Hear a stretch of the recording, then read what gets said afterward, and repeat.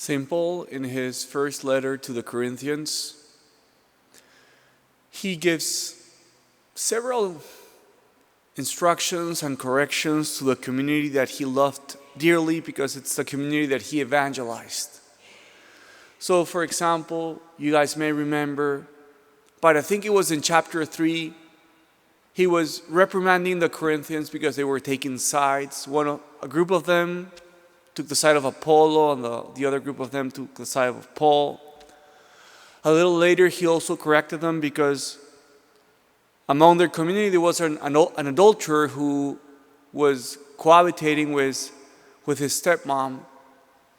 And now in chapter 13, Paul is also making a correction to the Corinthians. How were the Corinthians mistaken? They were obsessed by the gift of speaking in tongues. They were fascinated by it. Me personally, I've never seen people speak in tongues, but I suppose it must be exciting, fascinating, surprising, incredible. But it seems to Paul that the Corinthians were a little bit too obsessed with the gift of tongues, perhaps seeking it too persistently, overly ambitious about possessing the gift of tongues. So he corrects them and he says, it's not about these supernatural gifts. It's not about speaking in tongues or being able to interpret tongues or even able to prophesy. He says what really matters is charity. What really matters is love. That's the greatest charism that we should pursue. And this is a beautiful synthesis of the whole gospel. And this comes in perfect harmony with the question that the Pharisee asked Jesus. What is the most important commandment? Jesus says to love God and to love your neighbor. So today let me offer you a couple of suggestions for the day.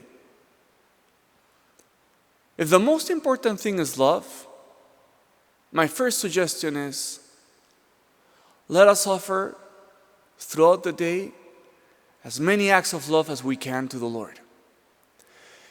And what's the shortest and best prayer we can do? Oh my God, I love thee. Oh my God, I love thee. So the first suggestion is, throughout the day, stay in His presence. And as much as you can, and with as much love as you can, try to say, oh my God, I love thee. So your whole day becomes a permanent act of love. And my second suggestion, closely related to the first, is do not do things out of the spirit of routine. But everything that you do, offer it up with love. So for example, if you're a teacher, before you start teaching today, before you start preparing your classes, you take 10 seconds and you say, Lord, everything that I do it for love.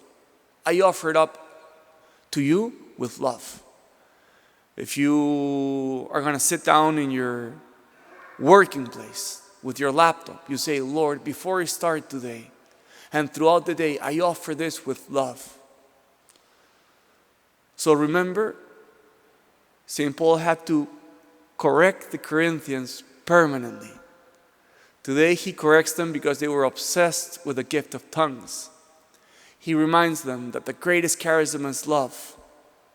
And a specific and concrete way of living this invitation to pursue this charism is offer as many acts of love as you can, and don't do things out of the spirit of routine, but renew your offering with love before you do anything today. And renew this act of love and renew your acts as much as you can.